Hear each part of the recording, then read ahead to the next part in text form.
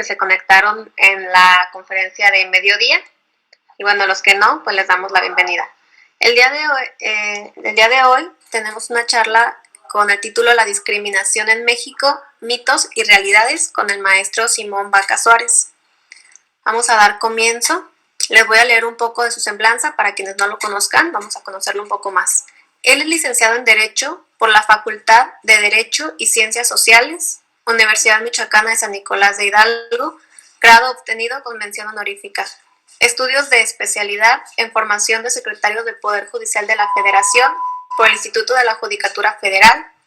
Tiene estudios en Maestría de Derecho Procesal Constitucional, División de Estudios de Posgrado en Derecho por la Universidad Michoacana de San Nicolás de Hidalgo. Es docente en las materias de Derecho Constitucional, Teoría General del Estado y Teoría Económica en la Universidad Autónoma de Durango, Campus Morelia. También es docente de las materias de Derecho Internacional Corporativo y Economía Política Internacional en la Universidad Contemporánea de las Américas, Campus Morelia, docente de la materia de Argumentación Jurídica en la Universidad Magno Americano. Fue investigador en el Congreso del Estado de Michoacán en 2015 y 2016, donde elaboró los estudios para los proyectos de ley hoy aprobados, los cuales son tipificar la tortura en el Estado, aumento de penas para delito de feminicidio, matrimonio igualitario, armonización legislativa de la desindexación del salario mínimo. También ha colaborado como asesor de la Comisión de Puntos Constitucionales del Congreso del Estado en la 73 y 74 legislatura. Es coautor de la primera iniciativa ciudadana aprobada por el Congreso del Estado para reformar la Constitución Política del Estado de Michoacán en materia de educación constitucional. Participa como invitado en el programa de radio El Consultorio Legal por la estación de V Radio 98.1. También participa como invitado en el programa Entre Abogados del Sistema Michoacano de Radio y Televisión. Algunas de sus publicaciones se las voy a mencionar, las cuales son Reseña del primer Supremo Tribunal de Justicia para la América Mexicana, diario en 1815. Reforma 226 y 227 a la Constitución Mexicana. La crisis del paradigma de la democracia. La sentencia judicial, la verdad y la razón. La inconstitucionalidad del arraigo en México. Bueno, estas son algunas de sus publicaciones.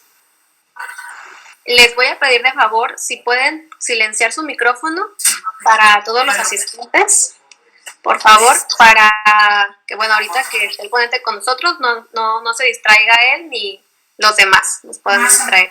Entonces, bueno, con mucho gusto le doy la bienvenida al maestro Simón Vaca Suárez. Hola, buena tarde a todas y a todos. Muy agradecido de estar una vez más aquí compartiendo con todo el equipo de la Comisión Estatal de los Derechos Humanos en el área de atención a grupos en situación de vulnerabilidad. Me agradezco la gentil presentación que hace la licenciada Claudia. Te agradezco y vamos a abordar algunos temas. Como lo mencionaban, mi participación en lo jurídico tiene que ver desde las casas de la cultura jurídica, por lo tanto mi observación en las últimas fechas ha sido dimensionar qué tanto reflexionamos las leyes, los derechos, el papel de las autoridades, todo aquello que podamos entender y dimensionar como cultura, pero cultura de lo jurídico, qué tantas certezas o qué tantas qué tanta lejanía tenemos entre la realidad y lo que nuestra expectativa demanda. Y creo que podemos contrastar muchas leyes, podemos contrastar muchas normativas, sentencias, lo que ustedes quieran. Lo interesante en este punto es explorarnos un poco, explorar la sociedad en la que estamos.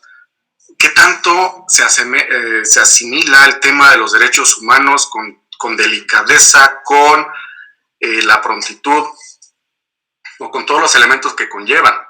Si somos una sociedad que realmente tiene empatía respecto a los derechos humanos o no. como les comentaba en la presentación, parte de la reseña, parte de mi trabajo que se dio la oportunidad de publicar, tiene que ver con la reseña de este primer Supremo Tribunal de Justicia de la América Mexicana allá en Ario. Les voy a compartir una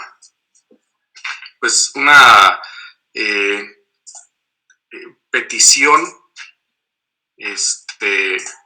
Miren, esto está extraído del libro de la maestra moreliana Teresa Martínez Peñalosa.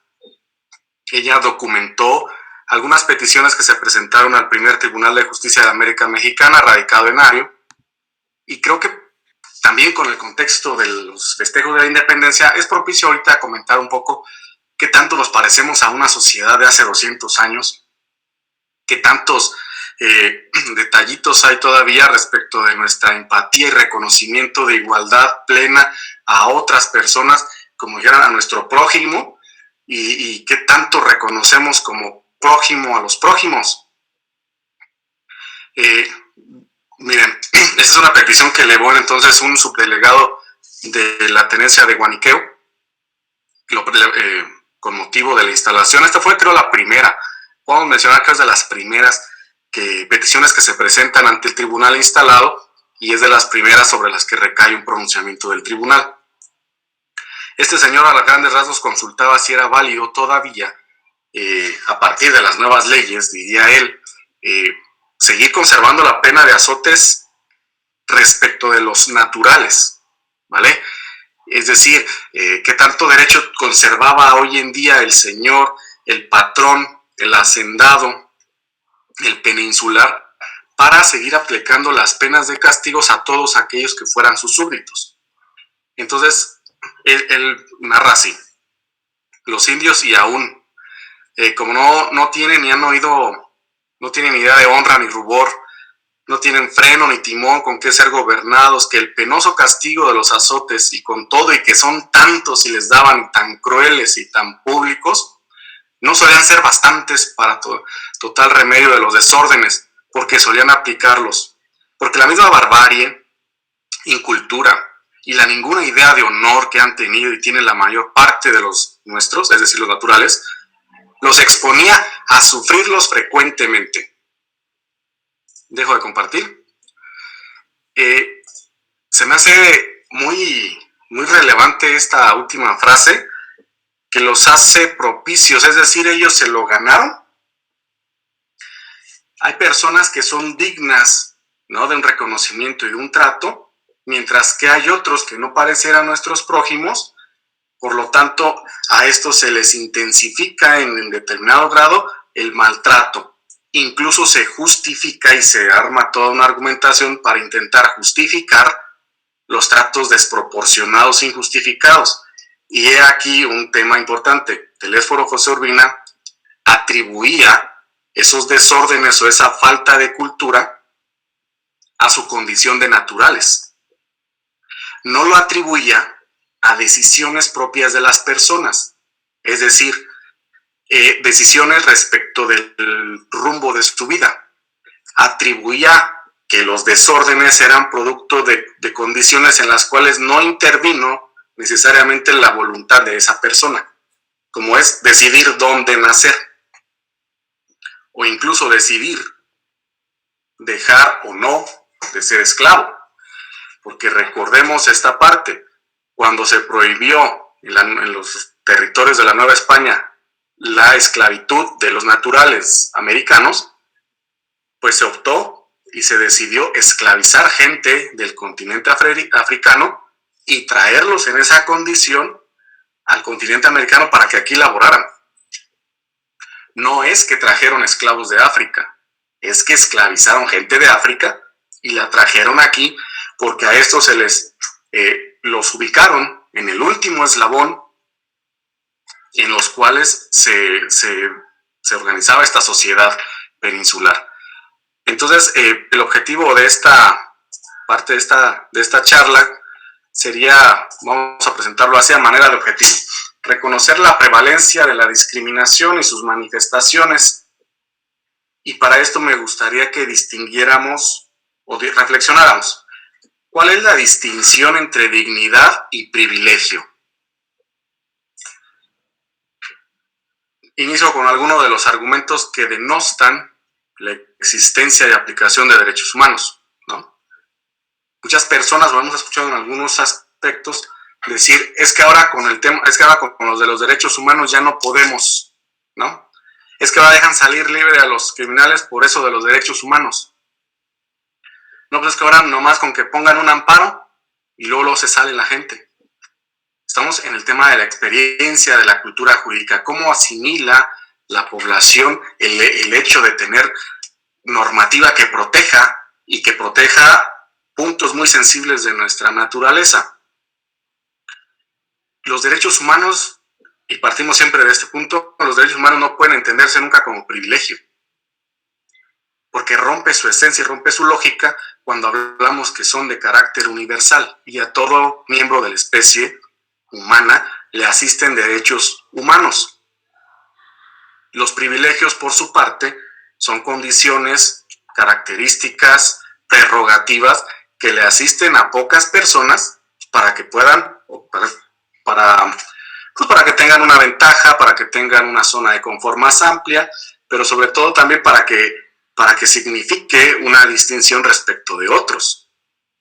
Entonces, cuando nosotros hablamos, y en todos los escenarios, yo creo que a todos hemos escuchado en alguna parte, incluso referir en el tema escolar, de primer grado, de nivel básico, que ya no los maestros ya no pueden hacer nada, porque con eso de los derechos humanos de los niños ya no podemos hacer. Y luego te llega la Comisión de Derechos Humanos y se hace un drama.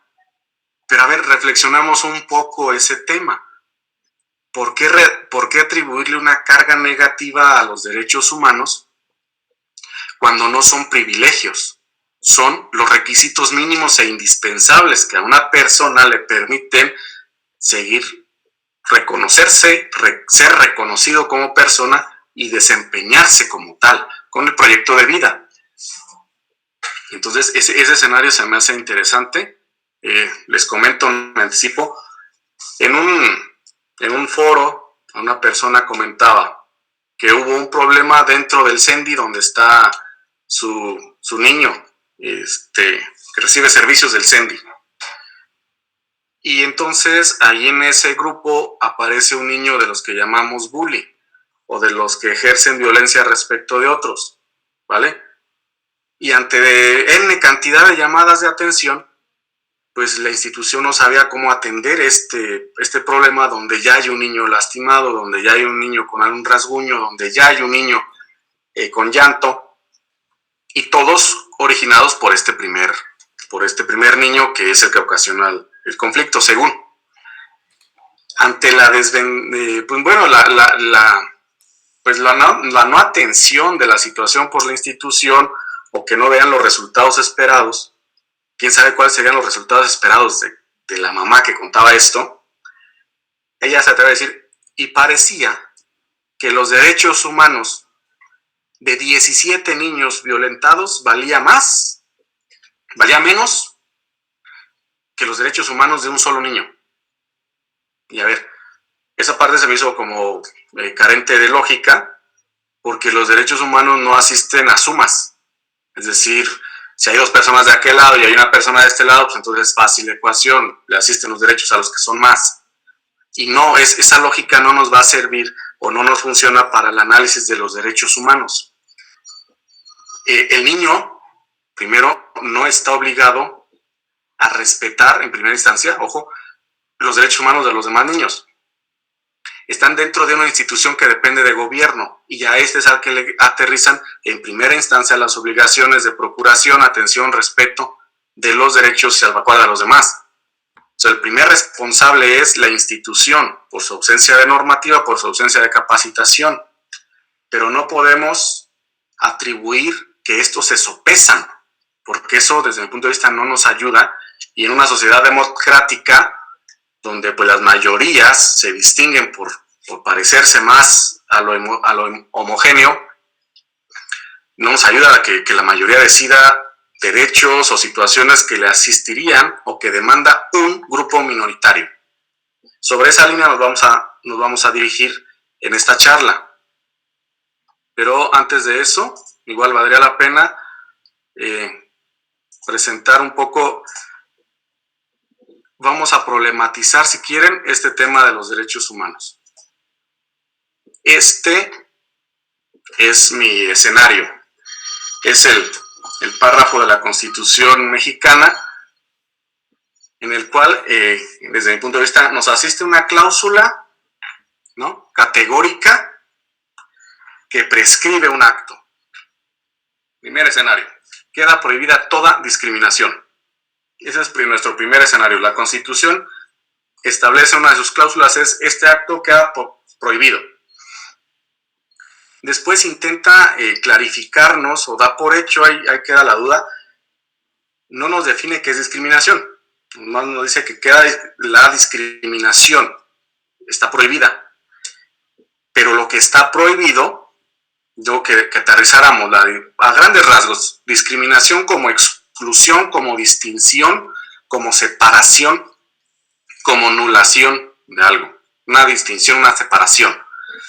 Pero que esta, la que está prohibida, es la que está motivada, es decir, hay un objeto, hay una razón, hay algo por el cual incluso pueda estar pensado hacia allá, o nunca estuvo pensado, y no importa el resultado, al fin y al cabo está generando algo. Primero, se basa en todo lo que está en este color, es lo que se categoriza por la Suprema Corte como categorías sospechosas.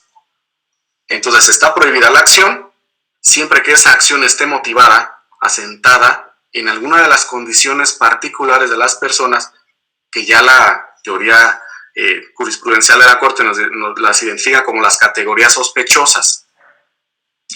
Y después viene este otro escenario que no está contemplado en ley ni tampoco en la Constitución, pero que deja abierto, en este ánimo dinámico de las leyes, de que no están cerradas ni acabadas, ni que son pétreas, cualquier otra que atente contra la dignidad humana, que te bases en alguna condición que no sea necesariamente las categorías sospechosas, que acabamos de decir, pero que esa condición termina por atribuirle un menoscabo a la dignidad de alguien. Entonces ya vimos dónde está motivada, en una característica, en una condición, y que tenga un resultado. No todo resultado de la distinción que dijimos en el primer escenario, aunque esté motivada en las condiciones establecidas, que tenga por objeto anular o menoscabar. Aquí está una parte importante: que anule o menoscabe los derechos y libertades de personas. Este es el escenario en el que nos tendríamos que mover. Pareciera fácil, desde el punto de vista de la primera lectura que le diéramos a este artículo, pareciera que es fácil y sencillo. Pues mientras no hagas distinciones a personas que están en estos grupos sociales, no pasa nada, no hay discriminación. Pero sí lo hay. Y ya vimos, y creo que en esta plática nos vamos a recurrir un poquito a esto. Incluso vamos a aterrizar vamos a darle un repasito a esto de las categorías sospechosas en algunos supuestos. Pero este es el escenario clave. ¿Qué atenta contra la dignidad? Y si atentó contra la dignidad, termina anulando o menoscabando derechos y libertades de personas. Este es el escenario en el que nos estamos dirigiendo. Y veamos, por ejemplo, vamos a cambiarle. ¿Qué entendemos todos? Entiendo que todos estamos viendo esta página. ¿Qué tan de acuerdo o desacuerdo está usted con la afirmación siguiente? La tortura es aceptable como castigo a una persona que cometió, ¿no?, determinado delito. Y pareciera que es más aceptable la tortura a alguien cuando cometió el delito de violación. Pareciera que después sigue lo del secuestro. El fraude es el último. Otro, un delito indeterminado. Lo que yo advierto que está inmiscuido aquí es que estamos respondiendo consultas, encuestas, con una cultura jurídica propia, que no necesariamente se corresponde con la cultura constitucional vigente. Y para mí ese es un problema.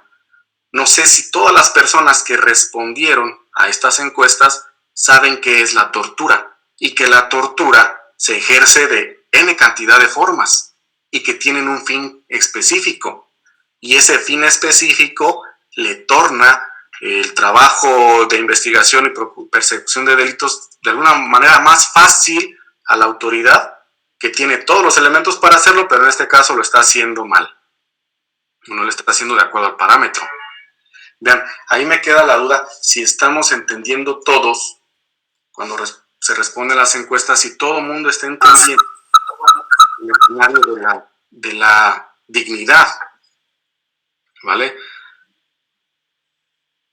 ¿Qué atenta y qué consideras que no atenta? Si decimos, convalidamos como entrevistados, que la tortura es válida para alguien, pues yo creo que ninguna parte de mi pensamiento, del pensamiento de la persona que respondió, está el de que hecho está atentando contra la dignidad de alguien.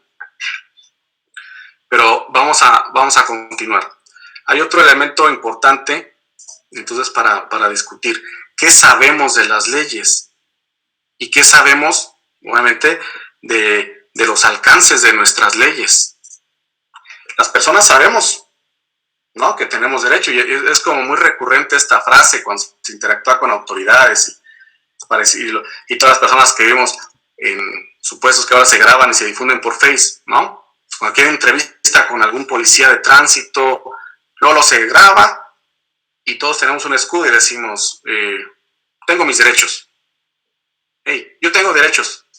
No está atentando contra mis derechos. Ok, vale. ¿Cuáles derechos?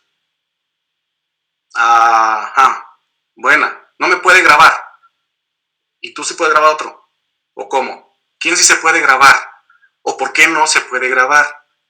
Pareciera que aprendimos los derechos o se reflexionan los derechos a partir de catálogos o una seriación de acciones, es decir, 1, 2, 3, 4, 30 derechos, pero no alcanzamos a expresar las razones por las cuales los poseemos. ¿Para qué tenemos esos derechos? Derecho a la propia imagen, el uso que se dé de esta, ¿no? Derecho a la no autoincriminación, derecho a no sufrir penas, sufrimientos, dolores injustificados o de ninguna clase. Todo esto me lleva a aterrizar el primer escenario. Primer mito, así lo denominé yo. Todos somos iguales ante la ley. O le podemos poner ahí, en un guioncillo, todos debemos ser iguales. Órale, está padre. Y para eso vamos a presentar otra ventana. Todos somos iguales. ¿Hasta qué punto somos iguales? No todos los derechos, no todas las personas en la historia se han atribuido la igualdad. Lo vimos ahorita con Telésforo José Urbina. Él pareciera que se ubica en este primer escalón, esta tabla es de elaboración propia, como un sujeto de derecho, que entre los peninsulares se reconocen dignidad entre sí, porque se reconocen prójimos, porque se reconocen idénticos, porque se respetan, porque se asemejan iguales, porque se tienen empatía entre sí, ¿vale? Y entre ellos, pues, los derechos básicos que todo el mundo se reconoce como sujeto de derecho, pues es su libertad y su igualdad frente a otros. No obstante, todas las minorías, pareciera, desde mi punto de vista, o las minorías, históricamente, han pasado en la legislación como objetos de protección. Es decir, si no es igual a mí, si no puede hacer lo mismo que hago yo, o si no ejecuta en la misma intensidad que ejecuto yo, entonces no puede serme igual. Y por lo tanto lo asemejan a un objeto y entonces le reconocen ciertos derechos, es decir, N cantidad, es decir, no se le reconoce que sea portador único, sino se le delegan ciertos ámbitos de acción, porque tiene una utilidad, posiblemente, ¿no?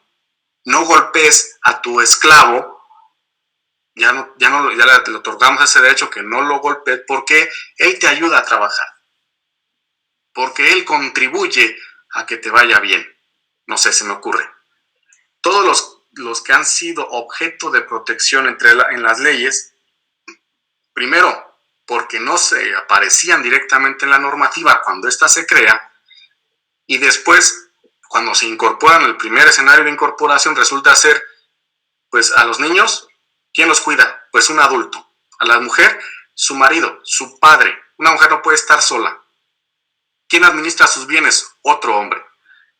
Las personas y comunidades indígenas, entendidos como objeto, quiere decir que se les delegue determinada, ellos mismos decían, solamente nos hablan de autonomía, pero no de independencia. Nos hablan de un espacio limitado de actuación, pero sometidos a otra forma de pensamiento permanente.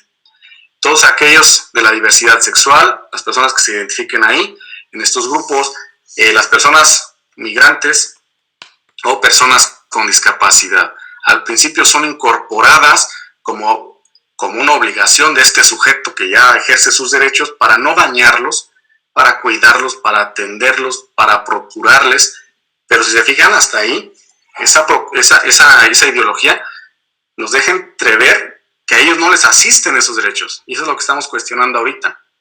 Tendríamos que eliminar este cuadrito y entonces todos los que están aquí con el asterisco debemos, ese es el ejercicio y ese creo que es el reto, entenderlos y dimensionarlos como sujetos de protección.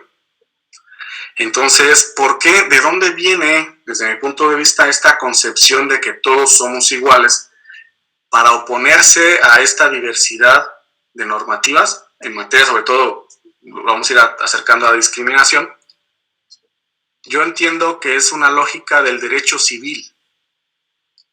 Queremos seguir pensando el derecho como se piensa el derecho civil, entre iguales, entre hombres, literalmente casi, hombres libres, capaces de obligarse y capaces de cumplir aquello a lo que se obligaron. Pero esa lógica del derecho civil no admite distinciones o diferencias. Esa lógica de pensamiento no se detiene en analizar la condición de las partes que interactúan. Esa lógica del derecho civil no se va a detener a remediar, a analizar, permonizar. La lógica del derecho civil, desde mi punto de vista, da por hecho que llegaron. Y que si pudieron llegar a interactuar los sujetos es porque tienen amplias capacidades en identidad de circunstancias. Y para mí, entonces, si referimos que todos, cuando hablamos de derechos humanos, decir, es que es mejor que todos somos iguales, ¿para qué hacemos leyes especiales? ¿Para qué hay consideraciones particulares? Pues es precisamente por la necesidad de entender que somos tan diferentes en lógica, en forma de ver el mundo, en tradiciones, y lo que nos asiste es un reconocimiento de igual trato, iguales resultados en el trato respecto de la autoridad, que nos corresponde, que nos asiste esas condiciones para nivelar nuestra condición, cuando hay diferencias ya marcadas por la naturaleza o ya marcadas por el sujeto. Y esas pueden ser, primero, marcadas, digamos, por la naturaleza, aquellas como categorías sospechosas, ¿no? ¿Dónde naciste? ¿A qué diversidad étnica perteneces? ¿Cuál es tu orientación sexual? Etcétera. Y aquellas en las que tú decides, desde traer un tatuaje, o aquellas en las que llegamos, porque, por ejemplo, una condición de discapacidad puede ser una condición a la cual llegamos a partir de determinadas circunstancias de vida. Entonces, primer mito, no todos somos iguales. Hay que reconocer que hay una diversidad de personas y entonces la norma dinámica tiene que darle cabida y darle respuesta a todas esas personas. Mito 2, como de resistencia a esto. Pues ahora resulta ya todo es discriminación. Ya no podemos hablar, ya no se puede decir porque ya todo es discriminación. Y pareciera que eso acota tu ámbito de ciertas supuestas libertades, pero no queda claro qué es lo que está acotando. Y este es el mito, lo refiero en un peligro importante. Si nosotros usamos indiscriminadamente el concepto de discriminación, incluso erróneamente, sobre todo erróneamente, sin la dimensión adecuada, estamos trivializando el concepto y lo estamos vaciando de contenido. Si nosotros usamos indiscriminadamente en chistes, en cualquier escenario, que ahora me están discriminando y no los vaya yo a discriminar, si lo hago así, se pierde la esencia, se pierde el contenido de este derecho. Usemos discriminación para referir esas circunstancias que excluyen injustificadamente a otros, y todo aquello otro que no tiene como objeto excluir injustificadamente a otros, no tiene por qué hablarse de discriminación, porque entonces se presta a juego. Te voy a poner un ejemplo básico. Ejemplo, para que vean que yo soy una buena onda, les voy a dar la palabra primero a un hombre y luego a una mujer para no discriminar. Espérame, eso no tiene nada que ver con discriminación. Cuando tenemos establecido el escenario previamente, ¿no? Que sería un aula en la cual a ninguno, en teoría estamos partiendo de ese escenario, todos tenemos la misma oportunidad de hablar, incluso no estamos obligados a hablar, pues no tenemos por qué hablar de discriminación y nadie se tendría que sentirse o alegar cierta discriminación porque le dieron la palabra en segundo o tercer lugar.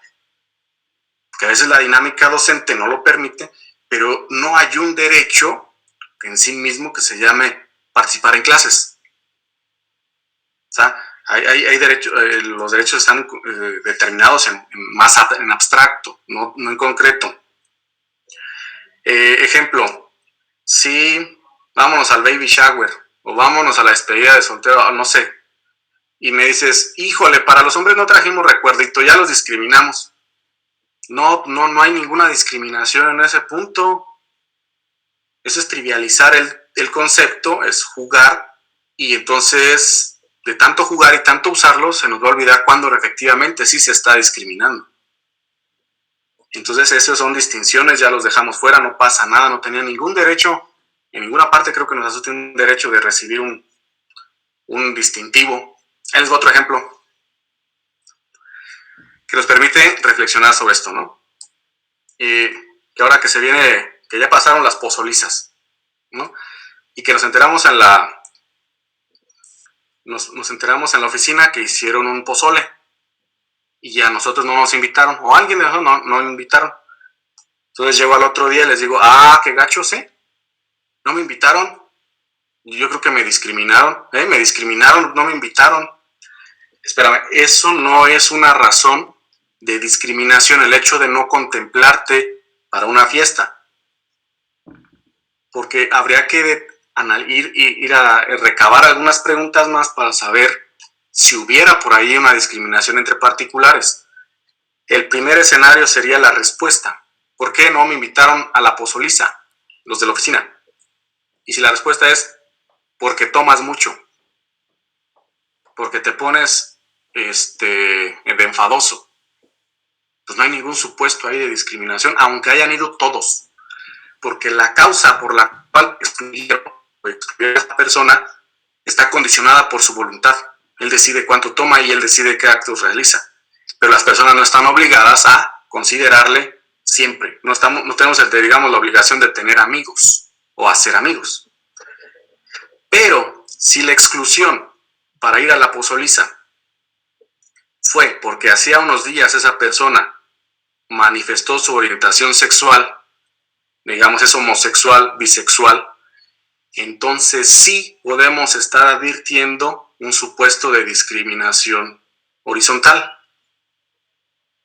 porque estamos castigándole, socialmente se le está castigando por decisiones propias, por atribuir, por desarrollar un proyecto, un ejercicio de la sexualidad que no va acorde con la hegemonía o con lo que nosotros queremos.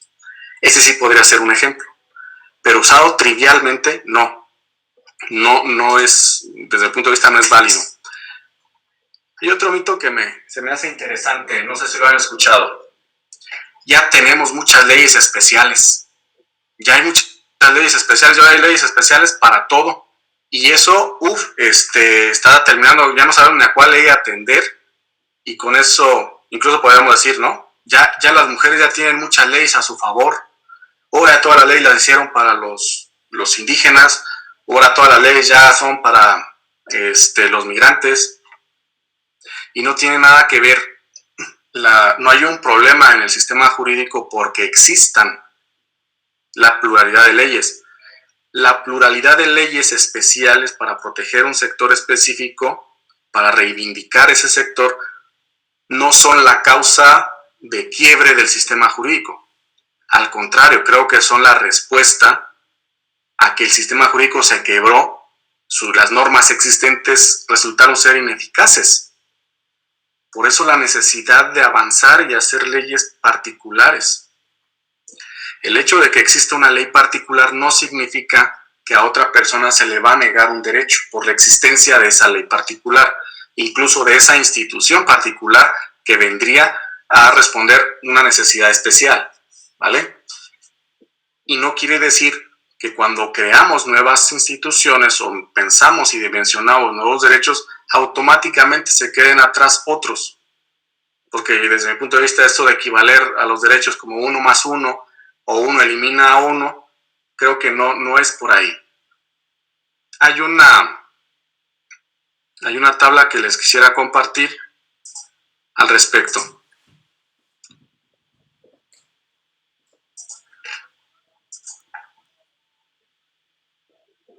Esto voy ligando un poco lo que he comentado, ¿no? Ese mito de que si todos somos iguales, pues para qué hacer distinciones, y esto de, pues, entre más hablamos de lo especial, pues se pierde la esencia de lo bonito, de que todos seamos iguales. Miren, una cosa es el reconocimiento formal de nuestros derechos, o de nuestra categoría, de nuestro reconocimiento, como decíamos hace rato, de sujeto de derechos. Es una cosa que simplemente es reconocer. Voy de acuerdo, firmo. Y por lo tanto lo incorporo en un texto normativo. Y ya, lo puedo verificar. Y si quieren que palomemos y hacemos tablas de verificación del cumplimiento de derechos humanos, pues el primer eslabón es este. ¿Tienes reconocidos tales derechos? Ah, sí, claro, mira, está la ley y tal, está la Constitución, perfecto, pasaste el test. Ah, ok, felices los 4. Nada de eso. Revisemos ahora cuáles son las demandas. Ok, ya reconocimos a determinado grupo social, pero ¿qué creen? Pues nomás no pasa nada en la vida cotidiana. No lo ve en su vida cotidiana. Es decir, esto, por más que haya estado publicado, desde cierta óptica, no es derecho vigente, porque no se aplica. Nunca ningún juez ha aterrizado eso en una sentencia, ninguna administración municipal o estatal ha aterrizado eso en un programa, lo han monitoreado, nunca. Entonces se contacta con la realidad y nos damos cuenta de que en algunos casos no basta con el reconocimiento así a grandes rasgos de todos son iguales y todos pueden acceder a tales cosas, porque las condiciones fácticas, económicas, políticas, sociales no permiten que transitemos de lo formal a lo material. Hay algo ahí que esté estorbando, por lo tanto tenemos que excluirlo y si no podemos, tenemos que remediarlo. Entonces, hasta ese punto, no es malo que haya leyes especiales, no todo es discriminación, y ante la ley, la misma ley tiene que reconocer que no todos somos iguales. Esas particularidades que la naturaleza nos dio deben de ser analizadas y estudiadas con calma. Del anterior, se me viene a la cabeza un mito 3. Bueno, el mito 4 sería, gracias a la nueva normativa, reconocemos, entonces ya no pasa nada. Gracias a que hicimos leyes, este se deriva del anterior, en el primero decíamos, ya tienen muchas leyes especiales, pues en sí mismo no es un problema, pero tampoco nos soluciona al siguiente, ¿no? Gracias a la publicación de la ley tal, ahora va a pasar aquello. No, yo nunca he visto que una ley transforme en sí mismo una realidad. Toda ley necesita implementarse y toda ley, como decíamos, esta tabla de verificación, vamos a verificar el cumplimiento, si ya está reconociendo, pero después vamos a revisar si es accesible y después vamos a revisar si en ese acceso es ¿cómo se dice? Es verificable, si está teniendo un impacto positivo en la vida de la persona. Si no, creo que el reconocimiento se nos quedó corto. Pero tampoco echar las campanas al vuelo porque se publica una norma y automáticamente ya no es necesario voltear a ver ese grupo social porque como ya le reconocimos algo, ya nos quitamos el problema. No, esto es permanente. Me voy a pasar a otro. Hay algo que es un problema reiterado en todos los escenarios. Creo que cuando hablamos de grupos especiales, de grupos de estas categorías sospechosas, digamos, por ejemplo, cuando dicen, es solo un chiste, es solo una canción, hombre, no hagan tanto drama por el reggaetón. También puede decir, hombre, pues es solamente un chistecín, hombre, solamente así le decimos de cariñito. Creo que habría que reflexionar eso y para poderlo dimensionar me gustaría basarme en esta encuesta o esta respuesta a estas encuestas. Miren, esto es en 2018. La situación de discriminación, ojo, estos sujetos que a lo mejor solo responden a las encuestas de discriminación, no sé si se nos explica un poco qué es y qué no es, pero las personas alegan esto. Y eso es importante para analizarlo, porque por eso refería al artículo 1 de la Constitución, o sea, cualquier otra que atente contra la dignidad. Situaciones de discriminación mayormente declarada en casi todos los grupos de estudio, le han insultado, le han burlado o le han dicho cosas que le molestan. Entonces, ¿cómo analiza usted esto? ¿Cómo analizamos esto? Pues necesariamente, aquí me atrevo a adelantar una conclusión. La discriminación no está pensada para ser vista desde los ojos de todos, de lo hegemónico. El derecho a la no discriminación está previsto, lo digo así, para ser la voz de los sin voz, para darle la presencia a los que han sido excluidos. Se tiene que analizar desde esa óptica. Primer escenario, cuando entablemos la dialéctica, digamos, la primera postura a analizar es la de la persona que está argumentando o que resintió una afectación. Y no importa que haya sido con ánimo de chiste, se refirieron a mi persona y me ofende. No importa que sea una canción y que te caiga bien el cantante, lo que dice no está bien. Es indignante. El apodo, ¿vale? Porque aquí entramos en situaciones más amplias, que les digo, que tanto nos reconocemos respeto al cuerpo, a la imagen, a la personalidad.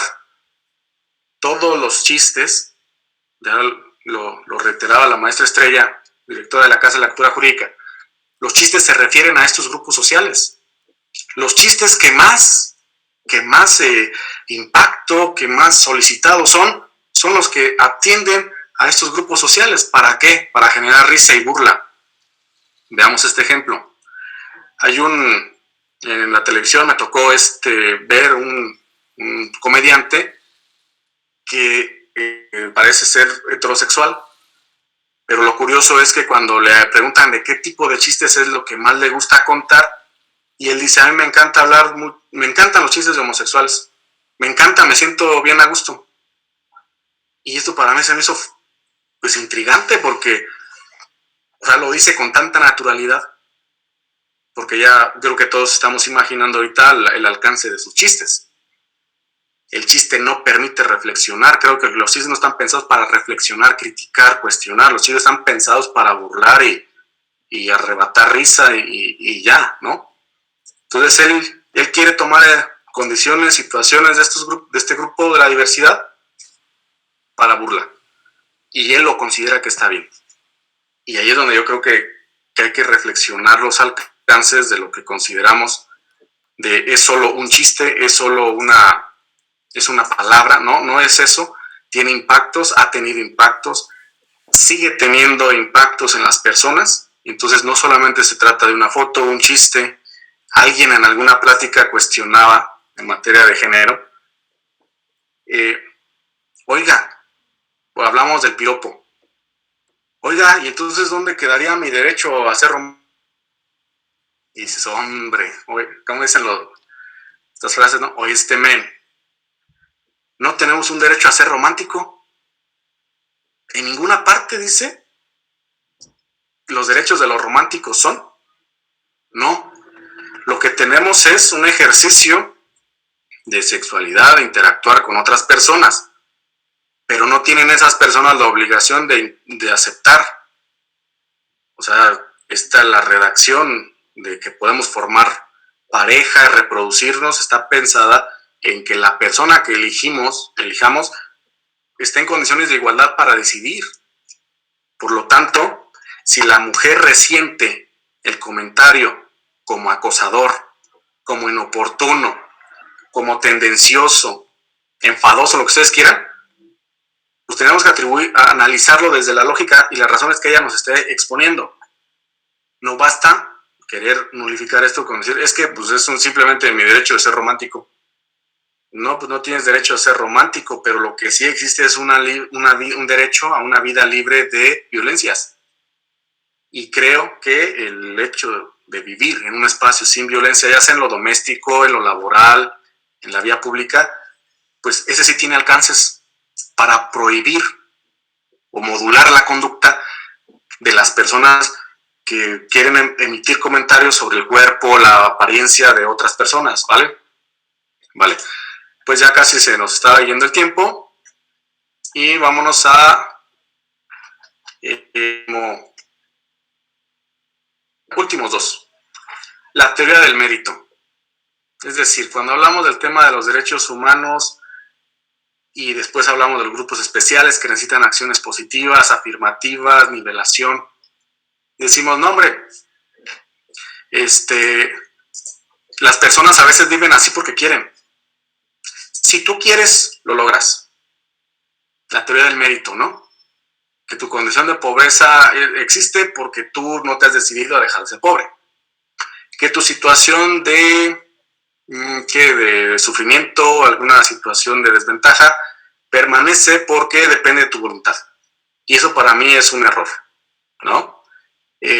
Las personas en situación, los migrantes, vamos a hablar ahorita, traemos a colación, la caravana migrante que llegó de Centroamérica. Las personas dirían, bueno, ¿por qué no se pudieron quedar allá? ¿Por qué no se pueden poner a trabajar allá? Bueno, pues habría que acreditar y desacreditar primero que no existen condiciones laborales allá o que esas condiciones no son óptimas ni para ti ni para mí y por lo tanto decido salir de ahí. No conocemos los contextos y eso creo que hace falta de revisar, porque muchas veces las luchas por el reconocimiento de derechos no dependen de la voluntad de las personas. Hay otro comentario ahí que de la teoría del mérito también me da a pensar un poquito al contrario, ¿no? Como buscarle siempre efectos pragmáticos a actos que pretenden reivindicar derechos. Es decir, ¿y qué van a lograr con la marcha? ¿A poco les van a revivir a los difuntos? ¿A poco van a encontrar a los que están desaparecidos? A ver, estos comentarios están fuera de lugar porque no depende de la bondad o la maldad de las personas para que podamos ser sujetos o no de agravios en nuestra dignidad, en nuestra integridad física.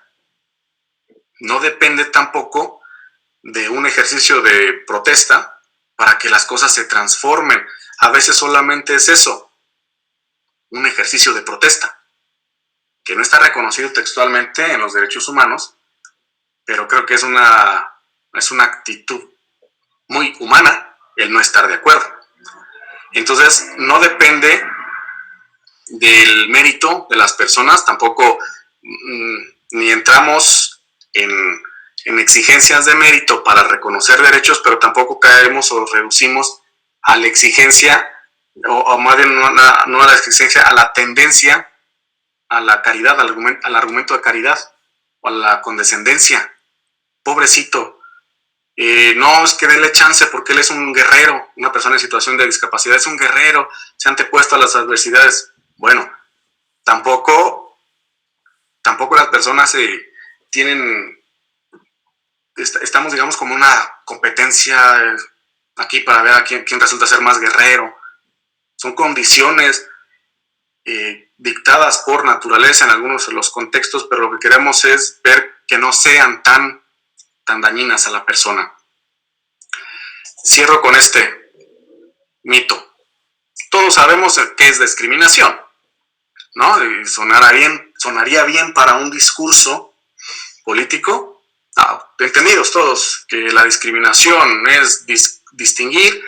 Pues yo propongo que las leyes sean iguales para todos y así elimino la discriminación. Bye. No, tampoco. Necesitamos atender qué aspectos son discriminación y cuáles no. Y a pesar de que la mayoría digan que terminan discriminando, no lo creo, porque todo dependerá de la argumentación en la que se sustente.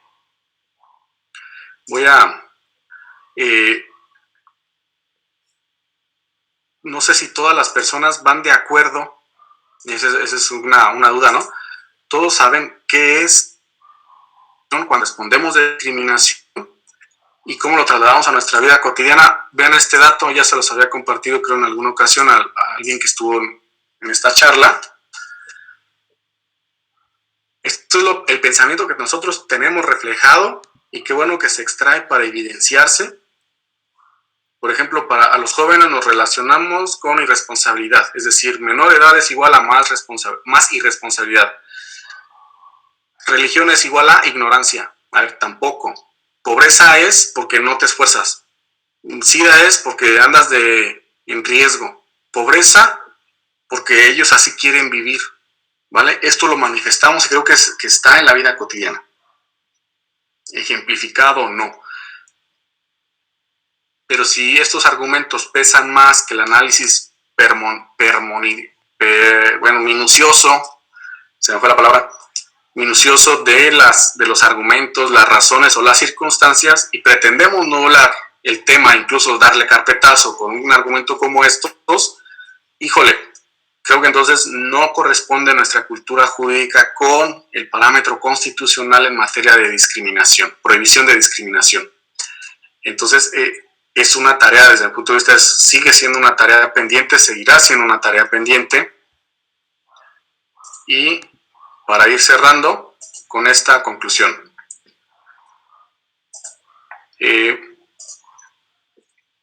No llego a ningún punto. Perdón por la...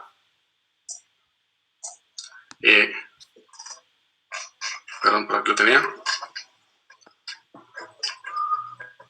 No llegamos entonces a ningún punto y a lo que quedamos es en esto.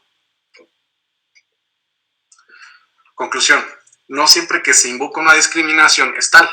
Depende de las razones que se esgriman y su vinculación con el efecto negativo a la dignidad de la persona. Aquí apunto. Esas razones tienen que ser escuchadas primero antes que refutadas. Primero escuchadas de la persona que la invoca. Y a partir de esas razones y solo refutando esas razones es que vamos a entrar en un buen análisis. Pero si entramos a rebatir, pasamos al segundo espacio. Si todo lo rebatimos, no siempre que rebates alguna discriminación es tal. Hay que atender a la congruencia entre tu dicho o las posturas de los sujetos que la alegan y los que la refutan. Tiene que haber congruencia en que no voy de acuerdo en las razones que esgrimes, pero no en comentarios, suposiciones, supersticiones, moda, de todo esto. Desde el punto de vista, entonces, no es tan fácil distinguirlo, no es bueno trivializarlo, es complejo.